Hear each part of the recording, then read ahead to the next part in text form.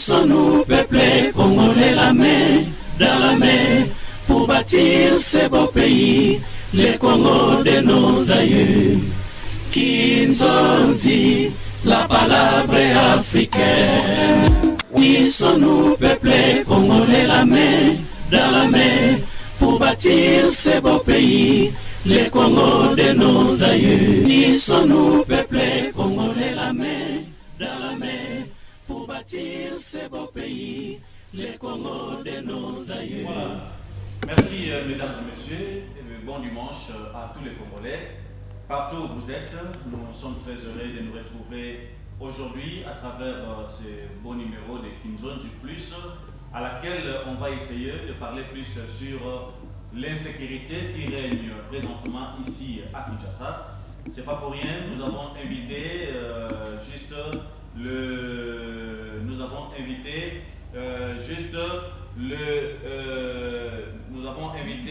président Yvon Mundadi, juste pour qu'il puisse un peu nous parler plus sur les problèmes de la sécurité au niveau de Kinshasa.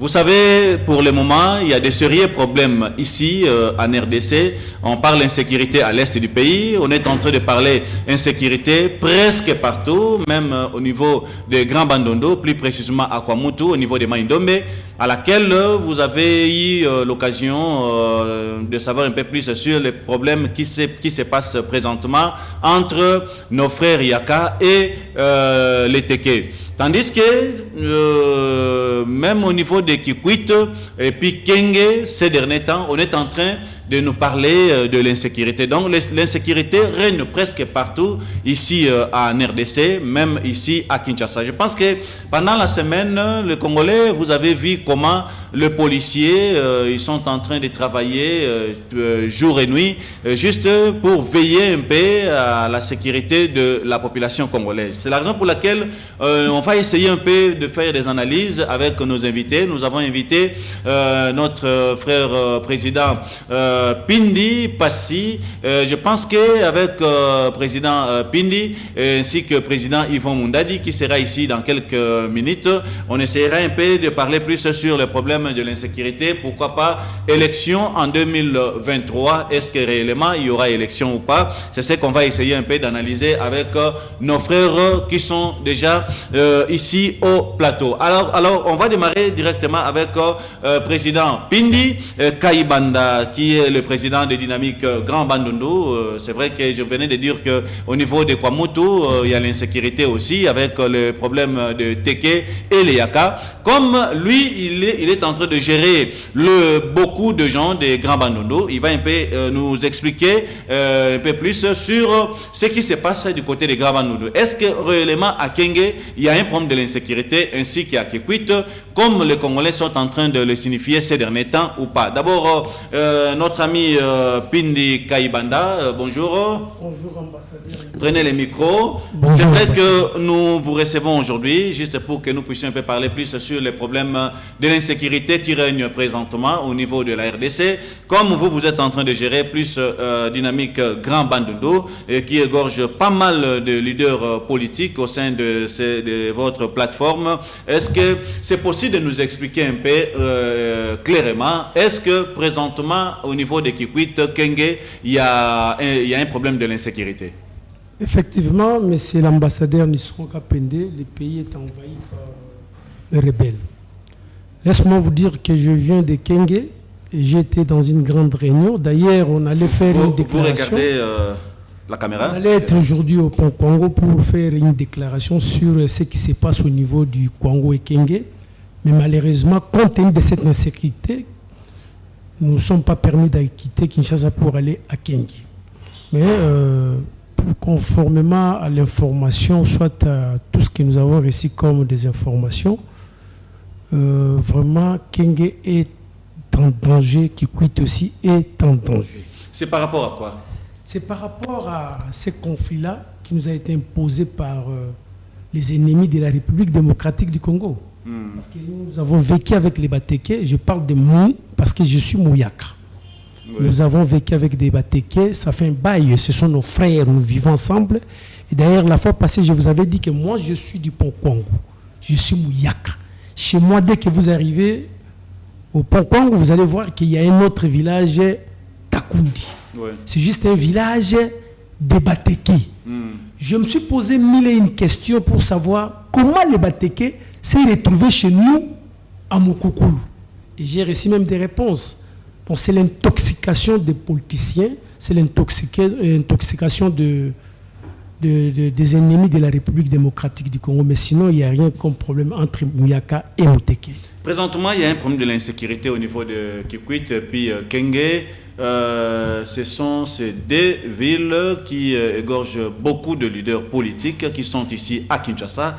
Quelles sont les démarches que les leaders politiques des Grands Bandundu sont en train de faire par rapport à cette situation? Je ne sais pas si vous avez suivi. Apparemment, nous sommes mieux informés. Nous avons des structures au niveau de notre province Bandundu et puis ici au niveau national. Vous avez le président de l'Assemblée nationale que j'ai salué en passant, mais c'est Christophe Mbosso Koliapwanga. J'ai suivi qu'il y avait une petite réunion, des colloques, des ateliers sur ce qui se passe au niveau du Congo et soit Kenge et Kikwiti. Bon, le gouvernement, dans son ensemble, a pris des dispositions pour déployer d'abord une équipe forte au niveau de Kenge. Ils ont renforcé d'abord la province sur les plans financiers, sur les plans militaires, sur les plans d'organisation. Moi, je pense qu'il y avait déjà un travail qui a été déjà fait en amont par rapport à ce qui se passe au niveau du Congo. Donc, il y avait déjà un travail concis détaillé par le président de l'Assemblée nationale, Mbosso Koliapwanga. Vous venez de parler de colloques. Maintenant, parlons un peu de dynamique Grand Bandundu. Par rapport à tout ce qui se passe comme problème au niveau de Grand Bandundu aujourd'hui, il y a un problème de l'insécurité, comme je venais de le dire. Vous avez pris des dispositions par rapport à ça? La fois passée, vous m'avez posé cette question. Je vous avais dit que nous avons déjà travaillé. Et je vous ai déjà répondu en amont avant de recommencer cette réponse-là. Nous avons organisé des ateliers, des colloques, des formations. Et je vous ai même dit tout à l'heure qu'aujourd'hui, j'allais être à Mongata. J'allais être à Mongata pour une déclaration avec les membres de la dynamique du Grand Bandundu. Pour aller prêcher l'unité, la paix et le calme à l'espace Grand Bandundu. Nous avons travaillé, la fois passée, je vous avais dit que nous venions de déposer un mémorandum au niveau de la présidence de la République. Parce que nous avons compris qu'avec la province, notre province est incapable de résoudre ces problèmes-là. Parce que je vous avais donné un exemple, ce n'est pas une invention, ce n'est pas la première fois. Nous avons connu des difficultés, soit des conflits au niveau du Bas-Congo avec le Bundudia Congo. Mais la province n'a pas tenu à résoudre les problèmes. Ils ont demandé l'aide au niveau national. Ce qui a fait que ce problème a pris fin.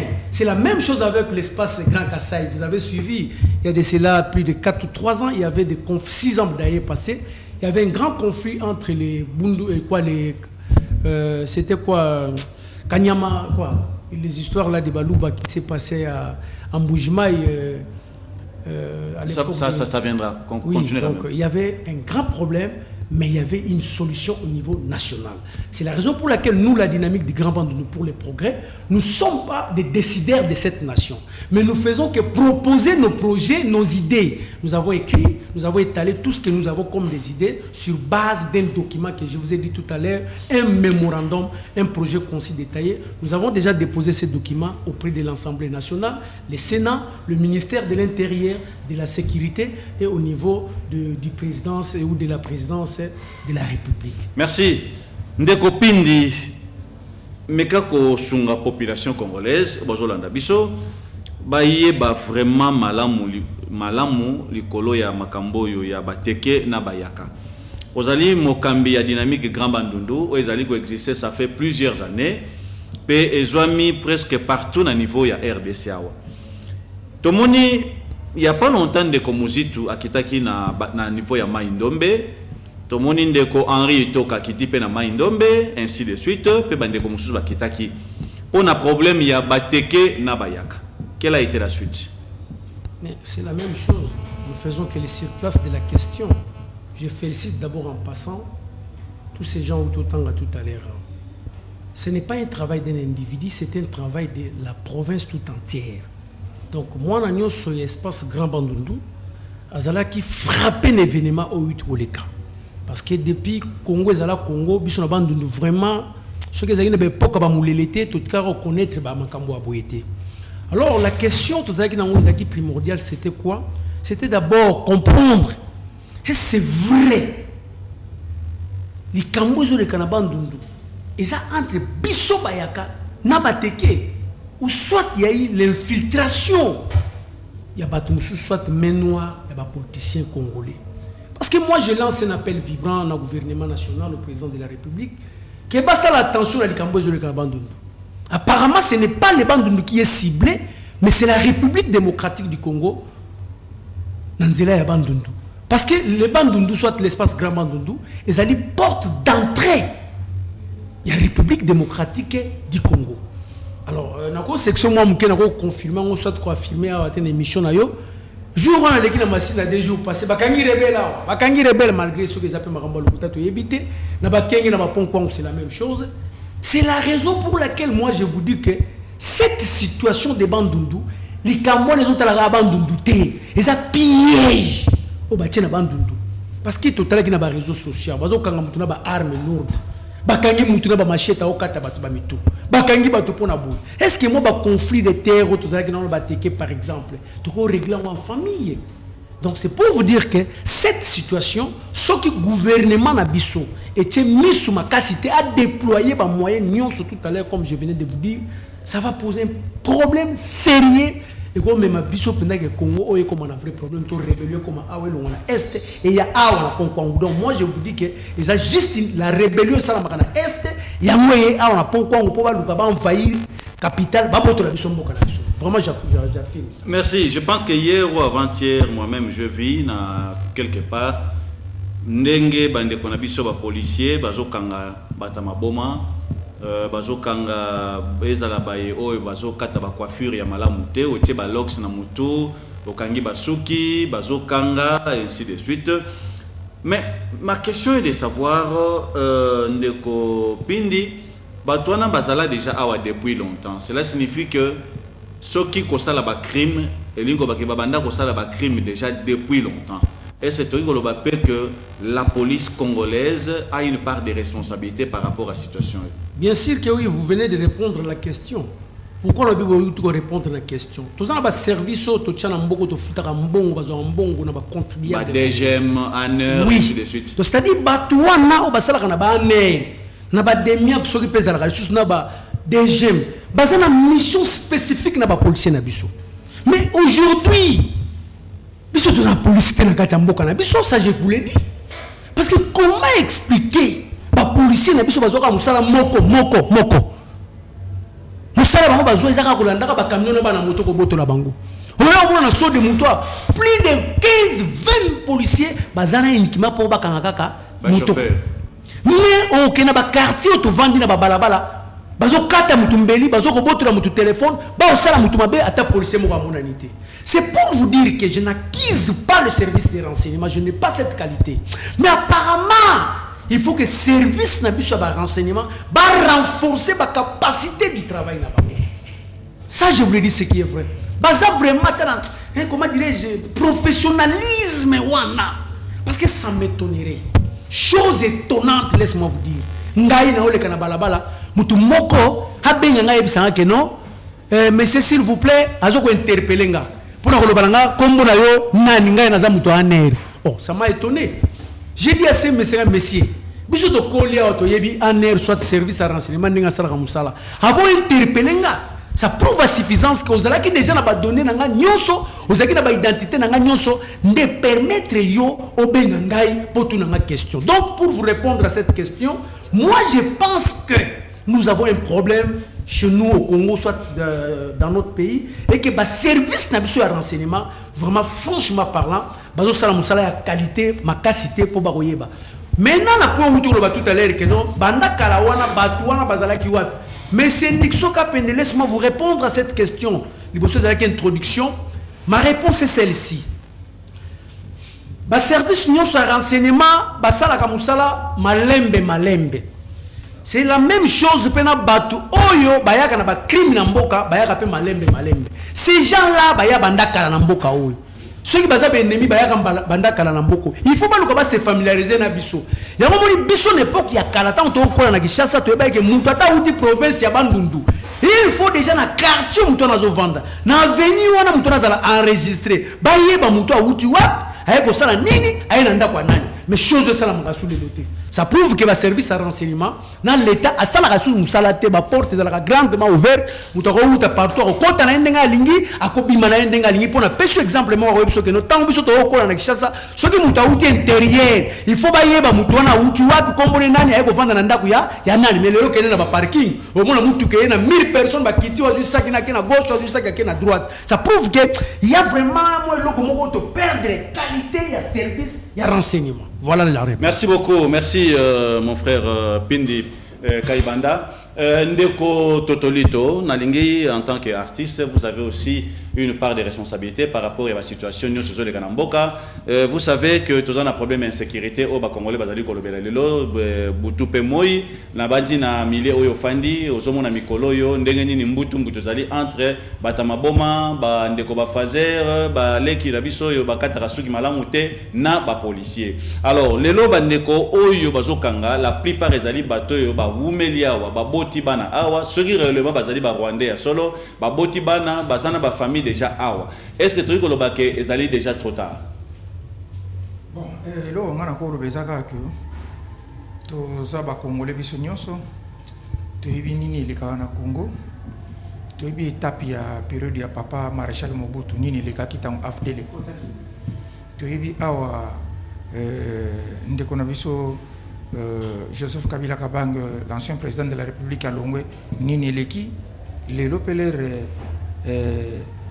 Fachi Beton azalelo na pouvoir o ezoleka eza soli kambo ya kubomba tende tola ikala kala tozaki na mwa imprudence ya kozanga eloko ba bengi Android mais lelo kwa tozana Android vitesse moko ya makasi ya information donc soki likamoko eleki na pokwangu na 7h juste donc na 7h15 déjà information ça circulé na États-Unis na Japon partout voilà et là on a quoi biso que toza na ba problème o biso moko to miyebi oyo biso moko to mimonaka oyo bandeko na biso ya ba service songolo pakala ba yebi pe ba monaka ngai elo na kolo bana par na ngai za merci beaucoup mingi na presse na musala obo ko sala pona année l'an 2022 na pesi bino longonya makasi nzambe apambola bino soki chance ko yana sima pona ko baksa kamo elo ko ba ko baksela ka pe bino na vie puisque certaines vérités aux écoles les canons coucou il est là et bimina poissa cela veut dire et ça na likamoko ezali très cher na ba peuple congolais ezali que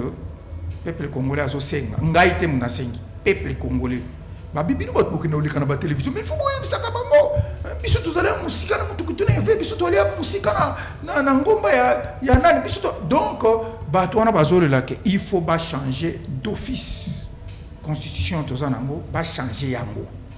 Pour changer, c'est trop dur. Peut-être qu'on modifie. Non, papa, merci beaucoup pour la terme lobby.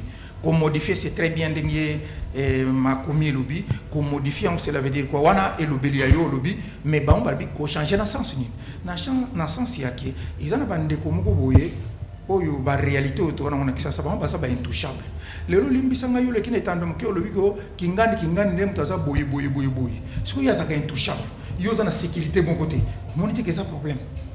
Voilà côté toujours qui est soki papa Mbosso vraiment mon président pour des chapeaux papa na biso oyebi o baza bana na yo biso to senga bino bato bozana na kati ya kiti bozo chance ya ko yebisa bandeko nyonso baza wana la plupart bandeko mingi baza wana ya ba honorable député à part bandeko Liazel na ba mususu na koko bosa na ba kombo na moko na yebi bangote pour baza ka ba député mais mingi ba yebi tango constitution mboka na biso esalama ki baza na wana bazo chance ya ko modifier ndenge bino bolobi ba modifier on pona ko pesa chance ya mutu nyonso vraiment azala na kati ya ndenge tolobaka na kati ya mibeko donc mutu moko azala likolo ya mibeko ti merci o ezana ba ndeko mususu bazala likolo ya mibeko donc nde passe au peuple congolais le azana na mboka na biso. Merci beaucoup, je pense que eza le mot trop important. Alors ndeko Pindi présentement na situation tozana ngo sikoyo le pays est en danger. Les Congolais, ils sont en insécurité. Maintenant, qu'est-ce qu'il faut faire? Est-ce que meilleure procédure, ezali ya kokanga ndenge bazokanga bandeko na biso ba phaseur. Il est vrai que misusu bazokuta bango na ba armes ainsi de suite. Est-ce que selon vous solution nini ko kozala malamu koleka poto bima mukena danger to sana? Bon, mais c'est Nixon va pénétrer s'appelle parce que tu bande émission. J'étais celle l'introduction hein, donc c'est ça que n'a goût émission té et je salue mon grand frère en passant co-débatteur dans votre année en face. Réponse voilà par rapport à la question là yo. Nation congolaise est dans makambo ebele. Laisse-moi vous dire que n'importe qui a musée Laurent Désiré Kabila. L'ingénieur de classe n'ingénieur Zalaki. Vous savez qu'il y avait le patriotisme. C'est-à-dire congolais alinga ki mboka na ye. To kanga ba Rwandais na mboko to tumba bango to boma bango. To défendre mboka oyo. Ba jeune batika ba université. Azana GD G1 andimia comme volontaire bando bundela mboka oyo. Intégrité sous-territoriale les alaki vraiment ya kubomba. Mais vous savez qu'à l'époque là de musée Laurent Désiré Kabila que je vraiment paix à son âme. Il y avait des Rwandais qui bazala gérer mboka oyo. Bazala des infiltrés partout. Ba James Kabarebe, ba chef d'état-major, ba Kingani connu de tout le monde que c'est un Rwandais, mais ils ont géré mboka zo ba fonctionner. Alors ce n'était pas facile à cette époque-là de déloger Batouana Balongwa na kati ya République démocratique du Congo. Mais vous allez vous rendre compte avec moi que ba jeune Congo nous se télémaki l'esprit ya patriotisme pour nous faire bouter les ennemis dehors. Mais aujourd'hui, je n'accuse pas la nation congolaise. Bato baza censé ko sa no misala wana. O baza na qualité reconnue par les législateurs congolais pour ne pas rejoindre la pensée de mon grand frère. Ce sont des policiers, bato service à renseignement. Ba policiers, bato ba ANR et consort. Mais ces gens-là ne travaillent pas. Laisse-moi te dire que ces gens-là ne travaillent pas. Pourquoi ces gens-là ne travaillent pas? Vous allez vous rendre compte que nous sommes social. Kende na balabala la ngana za mona masila so temi na pongo na Pascal. Ces gens là ba okanga mutu po auto somba whisky na magasin. Mais c'est inconcevable magasin zo teka ba carton de carton ba izine ba whisky. Ezali awa na ezali ba izine ba whisky za awa na nina na limité ba yebi yango même un pauvre monsieur auto ko somba neka ka mwa mulangi moko ba kangi c'est une infraction ba osala musala te. Donc ce qui n'a pas de réponse na question na yo, l'État congolais a vraiment à 90% na part ya responsabilité. Après si peuple goûter à participer à la gestion ya mboka, après si peuple goûter à la patriote. Pourquoi? Il y a l'injustice sociale et régné na kati ya mboka na biso. Ça je vous l'ai dit, c'est la raison majeure. C'est-à-dire biso to ba jeune, to vendre na ba jeune, to gérer ba jeune. Vous me jeune na mboka na biso nga so na jota mo ko patangola na ok. Pourquoi nous avons? Parce qu'il y a l'injustice sociale. Nous avons $600 000 américains par mois. Nous avons 500 à éviter. Nous avons $400 000. Nous avons un pays militaire. Nous avons $21 000. Nous avons $21 000 américains. Mais tous fonctionnaires de l'État, par exemple, $100. Par exemple, $50. Alors, avec le peu qu'on paye, par exemple, les services à renseignement policier, moi $100, $200, combien va foutre à Incapable de faire petite famille. Alors, ils ont poussé les policiers à ça, le lenge sengélité. Au moins, les policiers ont créé des chida na yé na balabala. Donc, les chida wana a une mission spécifique comme ça qui est dans l'État. A comme si on a ba cop pas au ramon on a c'est ba cop wana. Mais ça na ba barrière na somme suto zana wow. Sur le qui na ba barrière na ko mutu. Ba contrôler mutu te. Mutu parce que moi 500 francs ba lekisi. Mais nous avons un danger à mutu ba lekisi wana te. Moi j'ai voyagé les que nous sommes carburant na soyo. Je vous dis que monsieur doit faire 3 barrières yangola. Bon là la contrôler bino na niveau moko ko zatra idete tuna mutu sala nzela ya boma tiso ya ko biso yango. Même si la barrière moko. Donc l'État congolais, soit le gouvernement, le président de la République a géré sur le Fati Beto, il faut vraiment pas vendre makambo moi madalam. Moi ba salaire ba te donner kita. Nous sommes rappelés moi la bonne mboka oyo. Si ba futa police pe moi mbonga bien, ba futa mtana mbonga bien. Peuple pas que na balaba kutili pa moi, oyebi que na l'époque on point to ba patriote, to za oli pa moi ba za ba Kabila. To ya to musu mo ba za ba Kabila. Vous comprenez? To ko ko liya mbonga ba futa sur $100, c'est là to zo liya ba centime. Vous sentez que c'est vraiment l'esprit moko ya ba patriote dans le patriotisme. Et là taki bato comme qui a besoin de défendre mboka na bango. Mais aujourd'hui laisse-moi vous dire que la jeunesse. Donc, selon vous, si je comprends bien, piste à solution, ils allaient augmentation, il y a salaire, il y a agent et la sécurité. Mais l'État n'a pas la responsabilité, mais c'est ambassadeur dans le cadre de Malobate. C'est la mégestion, la mauvaise gouvernance, la injustice sociale et ma casse na mboka na biso. Na peso ba salaire musu to yoka na réseaux sociaux. Ba 400 000 euros za ba futa mutu moko 800 000. So ba futa mutu moko par exemple 600 000 $. Musu so ba futa 21 000 $. So ba futa bon. Mais comment expliquer injustice ça bon ba to comme ba patriote na mboka. Donc moi je pense que pour ne pas monopoliser parole bande comme soupe za maloba. Solution est trop simple. L'État a comme un souci à mboka na ye. Bonjour Congo, ils allaient pour Congolais. Tout le monde a procès, nous sommes Moutaïba qui 500 millions de dollars. 80 ceux qui combien de millions de dollars. Bah, il y a un bon temps. Or, bon, ceux qui te tchaki ont un intérêt à mboka militaire à l'anzalate, militaire na fond à Rosang et l'ambate, même militaire à Obunda na fond, à Tiki moi c'est na Kishasa. Moi, je ne parfois bengana qui n'anda pas benga na fond qui n'anda pas été moi na Obé. Voyez tout ça, c'est ça. Et ça m'a mais pour l'année parce que on a des solutions au lobby en long terme. Mais en court terme, nous avons la seconde année, l'État a disposé de moyens, a vraiment un service à renseignement, ma casse. Et puis, le ministre de la Communication, il rapporte parole, il y a gouvernement. À comment à niveau organisé, il y a un colloque, il y a un atelier, il y a un jeune, il y a l'importance, il y a un nationalisme, et qu'il y a une mission spécifique à combattre là. Merci beaucoup, Ndeko Pindi, président. Il y a dynamique Grand Bandundu et pas Iwapi insécurité et comme Makasi na niveau ya Kenge, Kwango et puis na niveau ya Kikwit. Nous l'avons reçu aujourd'hui juste pour nako mekako sungabiso ya koyeba réellement s'il y a insécurité na niveau ya Kikwit, na niveau ya Kenge, na banzi ndeko auti koloba yango pe kolimbola yango na bosolo nyonso ete insécurité za Makasi na niveau ya Grand Bandundu présentement. Alors, on va recevoir président Yvon Mundadi. Vous savez, ndeko Pindi auti koloba likamoko trop important. Alors bi na niveau ya ba frontière ba laisser aller zali mingi.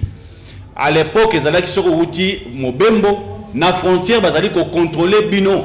Bazali kota la même biloko na bino bozali komema baso contrôler bino batu pona koyeba réellement vous êtes qui, qu'est-ce que vous avez apporté na niveau ya mboka.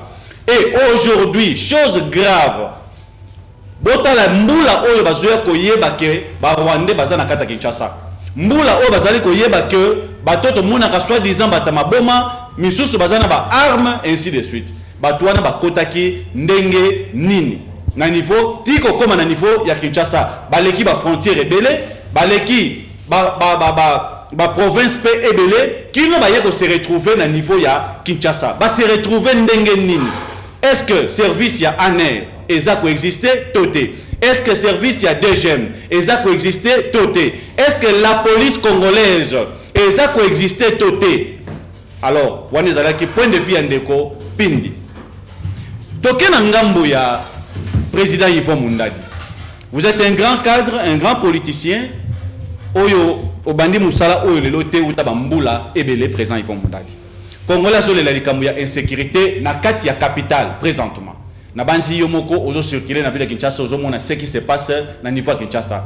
Quelles sont les pistes de solutions vous en tant que vous êtes trop politique sur le plan politique d'abord, pas piste de solutions que vous avez. En fait, merci Mingi pour l'invitation. Merci Mingi aussi la bande de Konakouti Nakata Plateau.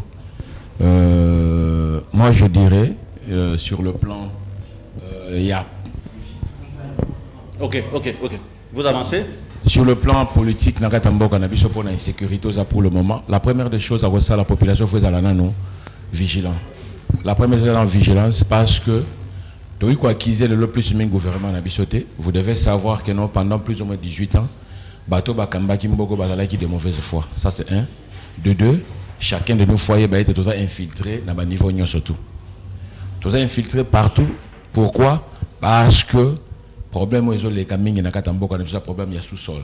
Sous-sol oyo bande ko na biso ya ba Rwandais ba komisa biso to la ba umbu na bango. Donc pays moko en Afrique ningo komisa biso ba umbu na bango à cause il y a naïveté na biso.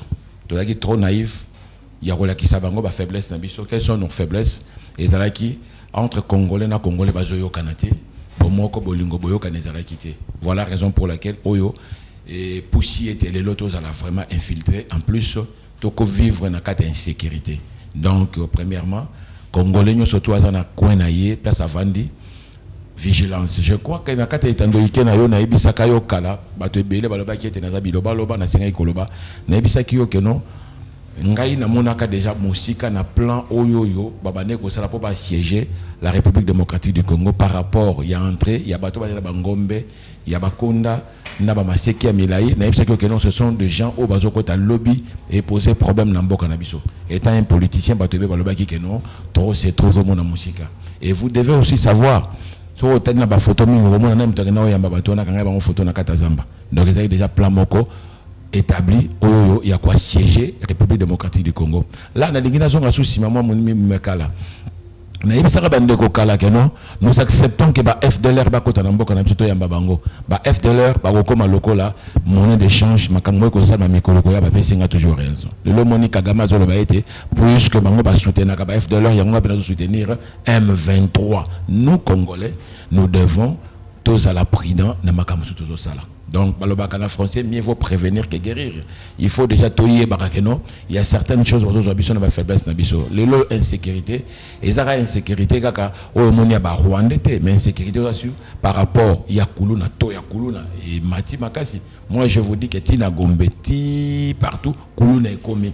Ce que il faut savoir banana on va doter bango ba machette wana pour batambola pour ba machette banana bazo tambola ba machette asika alors que yo moto un citoyen normal OK au ba machette ba boyelio mais bana wana bazo so machette wana wapi tozonga na bomoko bolingo to yokana Congo ezambonga moko beni nzamba ko bimisa biso mais biso moko to zala vigilant par rapport ya wezo koma. Merci président Yvon Mundadi. Aujourd'hui insécurité continue dans la capitale. Bandeko ba Rwandais ndengo toloba ba côté misusu ba côté là qui nanzela ya Grand Bandundu soit disant ba yakina bangombe ainsi de suite pe réellement na Kinshasa tomoni ba Rwandais ba se déguiser même na batama boma ndenge bazo kanga bango. Est-ce que peut-on dire que aujourd'hui ndenge ba Rwandais baza en face na biso na Brazzaville awa toriko loba pe que c'est aussi un danger pour le Congo? En fait moi na mboka Nixon il faut pas tolinga to comme to pousser ba réflexion musika.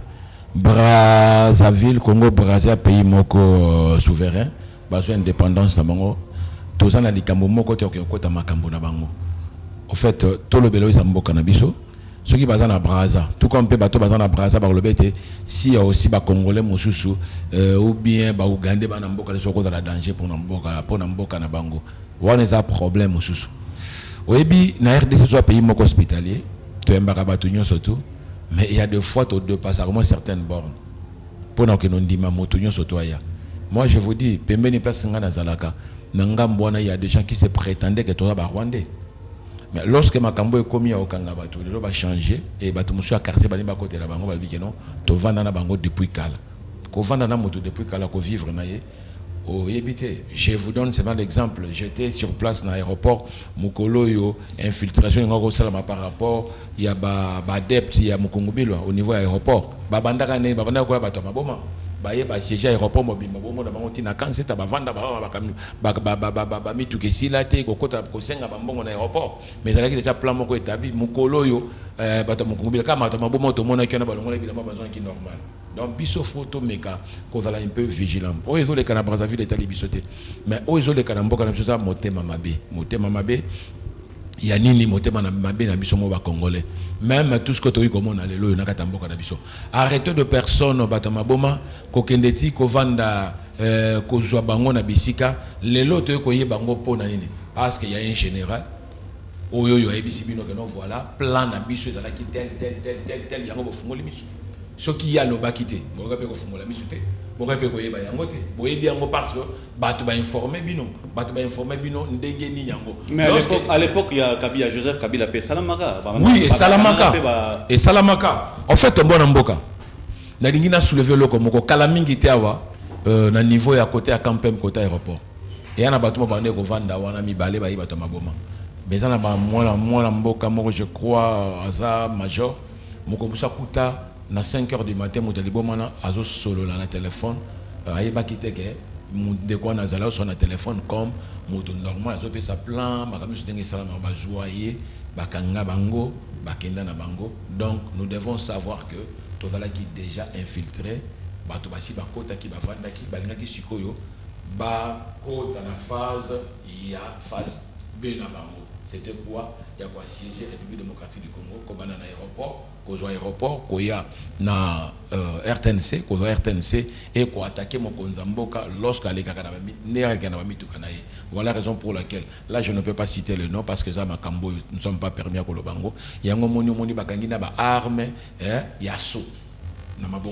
Donc c'est que là qui n'a plan moko pour ébaner comme ça mais bah on surtout pas ça inquiété République démocratique du Congo est nation moko béni et en plus le président au azana motu ya mboka na biso ala don béni ya Congo nzambe mutatie apesa nzela pour lobby Congo et comme malamu. Merci. Ndeko Tolito, vous êtes un artiste, je pense que vous êtes concerné dans cette histoire de l'insécurité dans notre pays puisque vous êtes des Congolais. Outi il n'y a pas longtemps Brazzaville, au Moni Ndenge Nanifwa frontière Nabiso Nanzele Ama Ndenge Zali. Est-ce que c'est important c'est que le gouvernement congolais va renforcer les sources de sécurité dans Nanifwa frontière? Nakoki kolobate que il y a moyen de renforcer non. Banda to bandati lelo sécurité zalaka. Problème est que les Camerounais ne peuvent pas y aller. Ton problème, il y a les Camerounais qui sont il faut battre les malam. Il faut battre les banda ko lingana. Il faut battre les banda yoka na mawa. Ti wazan de kunanga na sale boite. Wazan de kunanga na commission na niveau te. Voilà tant que tu as un esprit oyo, tant que tu as un esprit oyo na kanisa, tu as marché malam. Parce que banda mbinza na kanchachi ti maluku sécurité moko ezala kawana ya kosaka na ngote donc ezana mutu moko to aza infiltré akoleka wana à part pêcheur donc ce qu'on a infiltré au leki wana c'est que ezana complicité moko boye celle qui infiltré wana sani aleka sécurité wana ya lelote ezala kana ngo banda kala donc ba donner au tozo senga ngo to senga na ndenge ya bongo na bongo te po mokonza moko na biso ayebi nini o esengela kieza mais lera yeko travailler na banani o ya kuti bango ko basa na bango misala nini batoro bazaki na makanisa na bango nini ba sepela te po ba sepelisa ye nini o balingi te po ba sepelisa ye voilà là où il y a un problème donc omoni nandaku tango bozana kata ndako bozo mwasta mobali tant bala que dans un différent les autres changé to comme moi ça ça mbala ça ben quand les papa qui aye pesi maman c'est le budget non ça bon ici ce que maman soit salé on monter mapi puisque maman ça na makamona soit sala kalibanda à part makambo itali nda voilà le problème tout ça donc il faut que zongi ça pour comprendre que nda tout ça na bana mitamu oyo azaka na université oyo aza na école primaire oyo aza na humanité oyo aza déjà na préparation azo musala donc tokosala ndenge ne po mwana azo musala pona azo musala face à la stage nana ko debiso face à la stage oyo po si sa université zo senga nzamba sungi biso siko makambu ya silabisi ezate il faut transport malamu na era malamu ala mukaka ali ya kamala to biloko na nyusu za biloko zo senga il faut vraiment mokonzi aza na bonne volonté wana mais si ma mokonzi est-ce que bonne volonté wana ezali? Merci beaucoup. Ndeko Pindi, toza toujours na likamba ba piste de solution. Toza envahi na ba Rwandais na katia capitale. Je pense que outi ko lobelo ko moko trop important, lobi likamba salaire. Police aza bien payé te bandeko DGM mêmement et c'est ce qui fait que négligence wana sali kelelo ba Rwandais ba paya bazoko kota facilement na katia mboka na biso. Maintenant tokena na ngambo ya bayi politique ndenge ndeko Yvan utikolo bayango awa. Est-ce qu'on suppose que à la lire où vont les choses, c'est important à ce que toluka ko kenya na ba négociation extérieure ou bien ko luka ko négocier à partir ya mboka?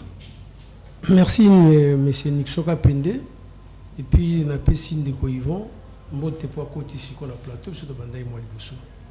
Bon, franchement, moi je suis là pour la République démocratique du Congo. Je ne suis pas là pour un individu. Je défends la République démocratique du Congo. Oye banda avant yonanga tobotam. Existaka et que existait pe après yonangai.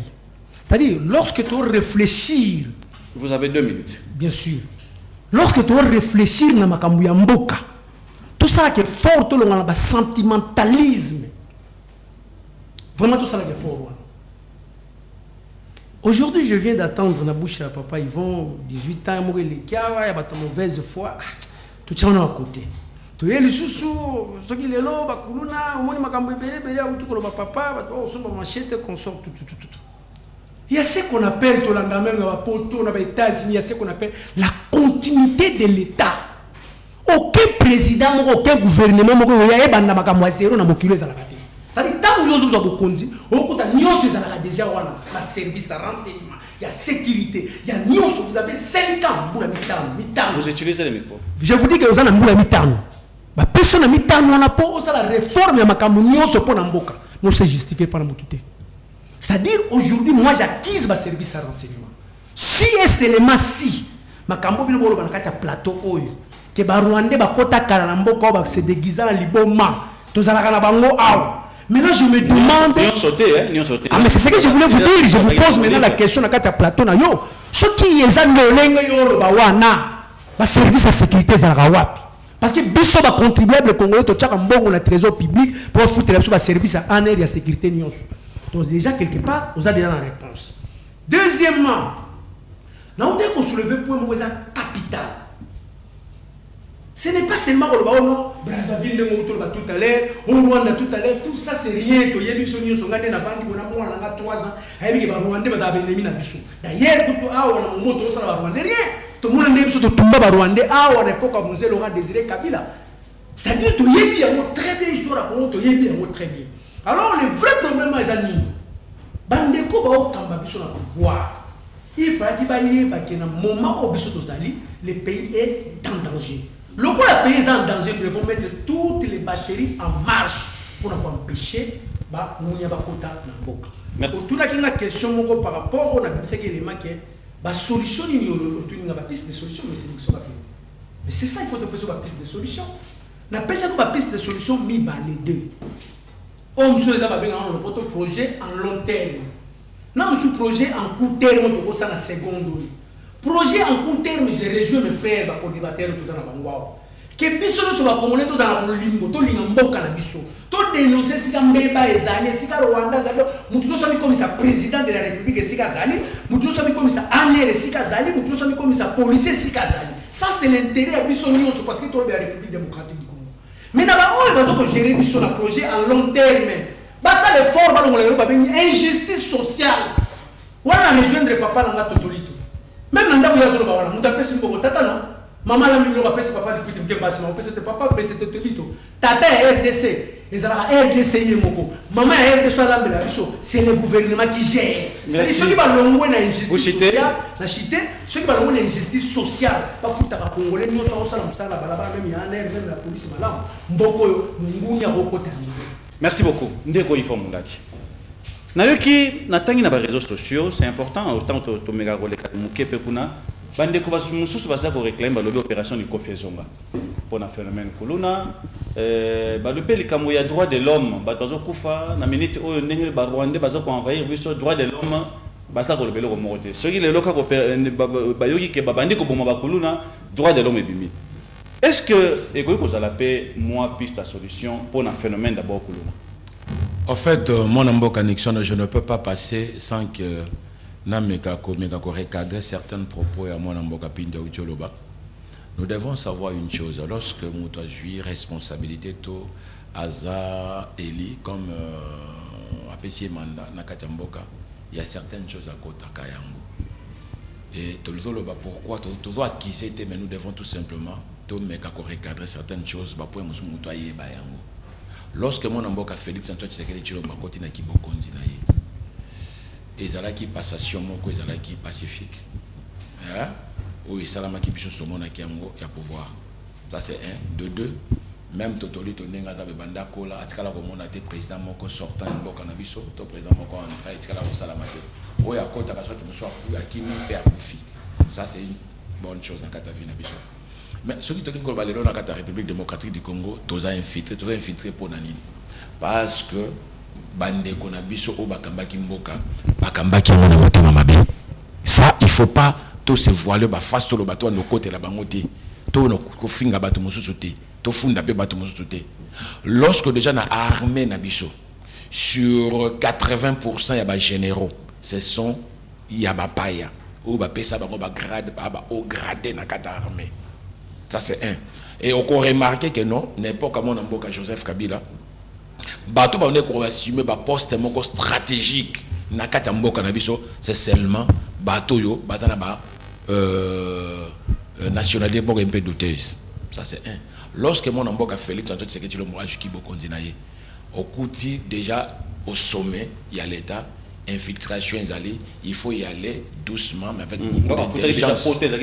Oui, il faut y aller doucement avec beaucoup d'intelligence. La sagesse demande quoi dans la politique? Na politique bah ça la na brutalité.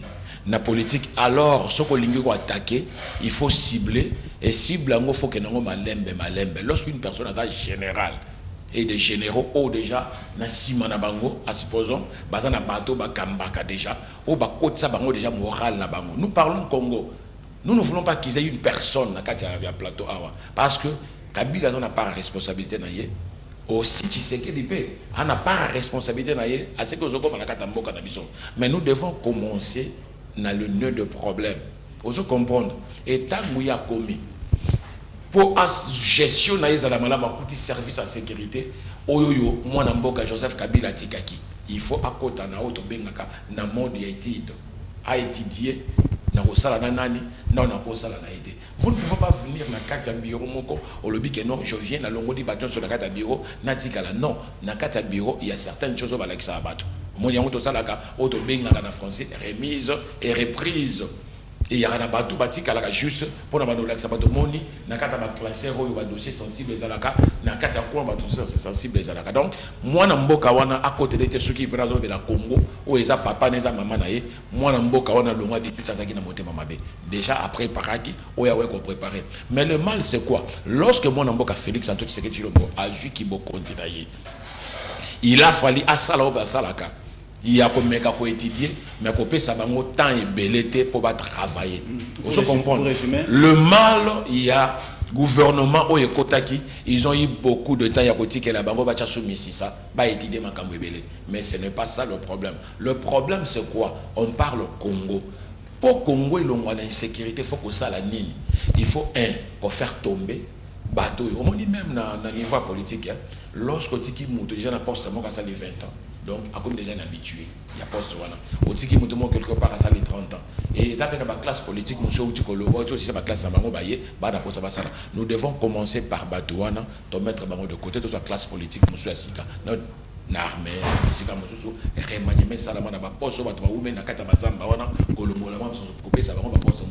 là, tout le monde trouve une solution. Mais ce qui concerne l'insécurité aux République démocratique du Congo, nous devons savoir que nos insécurité est insécurité causée par des gens mal intentionnés, montés mamabé, bazana posa ko nuire na gouvernement au ezali awawa. Pourquoi? Parce que bisomoko population de la République démocratique du Congo bon monko ezalité. Lorsque tu commis déjà ba tendancier, toi na tendance totolito azana ye muto la moka. Ndeko nanga pindi azana ye muto ensemble. Ngai naza kota Tshisekediste oyoyo aza fayoliste. C'est là où ils ont occasionné biloko nyosoto. Nous devons nous rassembler premièrement. Ce qui prône c'est le Congo. Ce qui Congo, il y a des valeurs, il y a mboka na biso donc autre vanda. Ce qui tu dis que le Congo ma kamon sur aussi là. Tout ça les lois agressé, agressé Félix Antoine Tshisekedi Tshilombo. Mais vous verrez que non même na betandoike, beaucoup de gens au bagano basuki. Bakangi Bunaganda est parti en mboka na biso. Il y a des gens au bazakuna, batumsu bazo mon échec à mon mboka Félix Antoine Tshisekedi Tshilombo. Non, ce qui to longoli esprit wana, to kozonga parce que le bandeko bazana ese bazo ku Félix to sala bémission, to zakimia. Bango pe bazo yo kwa. Donc nous devons premièrement Congo avoir un esprit d'ailleurs. Congo est un pays hospitalier, on a aussi ma machette, tu vas dire que bomanate, tu vas dire que tomato, nous allons comme côté et nous avons chité pour nous faire ça mboka pindi. Nous n'avons pas de problème avec le Rwandais. Mais nous avons le problème dans le système ya Kagame. Il y a des Rwandais au bazana kata Rwanda, bakunda nakao Kagame zo sala. Lorsque tous ça censé, il y a pour cohabiter, il y a pour vendre ensemble. Tous ça ba binemia ba Rwandais te. Ba Rwandais ba binemia na bisoté. Mais tous ça na problème, il y a système ya Kagame. Merci beaucoup, Président Yvon Moundadi. On arrive à la fin. Vous avez 30 secondes, rapidement, 30 secondes, puisqu'on va chuter. Président Totolito, présentement, message ligne Kimia, pour lancer à l'égard de la population. Oebi, Makambo était pour banga même la population, surtout dans les réseaux sociaux, Tamboli, partout, comme on a soyez vigilants, ainsi de suite. population comme Bobanga, message ni oyo boy ko lancer à l'égard de la population congolaise pour kimia. Nasengi baimbo kabino nyonso bisika bozali ndenge to vandelaka na bisika obande ko baza agressé kuna na este na Villa Kinshasa na Bandundu auto le en général les grands Bandundu bisika nyonso ya République démocratique du Congo bandeko boyeba ko misungana moto yo yebike ozalaka na yete kubanga te pona ko bisande ko muso ke ye to monika lobi ye ayaki kaka lelo esala que bandeko bayeba ko tuna batu mituna bayeba tuna mutuna yo uti wapi pe okomia wa ndenge nini na mukanda nini komisilio awo voilà mais lisusu bandeko oyo balati ba système ya soki ba batoma boma soki banani soki omoni moto aliboma quelque part ezala na butu ezala na moi benga bande kwa service à sécurité ya pene bazwayi. Merci beaucoup. Pin 30 secondes rapidement. Merci monsieur ambassadeur Nisoka Pene Maldo Mzombango. C'est le temps, je pense que c'est le temps. C'est le temps. C'est le temps, rapidement, 30 secondes. Mais rapidement, les problèmes, on a déjà conclusion là. Rapidement, le Congo, message pour la population. Message d'abord pour la population. Nous sommes Congolais. Nous avons un pays, nous sommes Vanda, ce qui est la République démocratique du Congo. Et que les Congolais, nous sommes si Kazali, à Kantarate, Mboko, Zaramutumoko, à vendre quelque part, na Gombeto, na Makampane, à vendre la Kingakati. Le pays appartient à Bisso Nyonso. Ce qui est Kambowana, et Zali pour la Sungamboka, na Bisso intérêt général, Congolais, Nyonso, Salini, à tel ma poto défendre national. Merci beaucoup. Merci. Président Yvan Moundadi. L'ambassadeur Koloba toujours congolais, Bomoko, Boyokani. Et là, je rejoins maintenant Aigle de Kawele. Mobutu Sese Seko après ça ka slogan moko to tikala na kata mboko tatabo mamabo ekolobo moko donc to tika division oya benga moninga te keno aza taliban o pa benga moninga te keno aza mpangi oya benga moninga te to zwa na kata centre to cha Congo donc wane kolika malamu. Merci beaucoup. Je pense que ça c'était le message de la fin de la part du président Yvan Moundadi. Nous vous disons merci, chers invités. Je pense que c'est ici que s'achève cette émission. Nous sommes là juste pour vous informer, vous aider. C'est vrai que panique est dans la ville de Kinshasa partout, surtout dans les réseaux sociaux, comme le Koti, Makasi, les Congolais, tous à la Kimia, tous les Kondi, Bazali Kobunda, commençant par les présidents de la République. Oyo Azali na souci, il y a Mboka Oyo d'abord, puisque Azali, Papa to Moutou, il y a Mboka Oyo, Bisobanso, to meto salaye confiance, to pesaye confiance, to ebiete, place Azali Kola la te, Nyonso Bozali Koma même dans les réseaux sociaux, Azali Kokomelaye, Azali Kobunda, pour que Kimia ezala na mboka na biso botika kobanga soki kobanga ezalaki bango bomona ba déjà banga ba créer déjà ba kokota dia ba policier partout na ba balabala nyonso mais toujours mona ete ba milliers mingi kimia ezana ngo ba bazo circuler librement continuer à circuler librement il y a pas vraiment un grand problème na niveau ya ville ya Kinshasa c'est pas pour être toujours mona ba kimbuta partout tina ba 22h 23h ba bazali ko kene komela on a relaxer réellement que kimia ezali na mboka mais sauf que moi ba dongolo miso nde bazali ko luka Tsebisomo Manzaka, pembeni, et pas mon Konzamboka, pour que Kimia Solo, Ezala, et continue à niveau, il y a Mboka. Retrouvons-nous au courant de la semaine de jeudi pour la rediffusion, on va contre le dimanche à 13h pour un numéro Moussousia qui nous d'ici là, portez-vous bien et bonne soirée. Au revoir. Pour bâtir ce beau pays, les Congos de nos aïeux, unissons-nous, peuple congolais, la main dans la main, pour bâtir.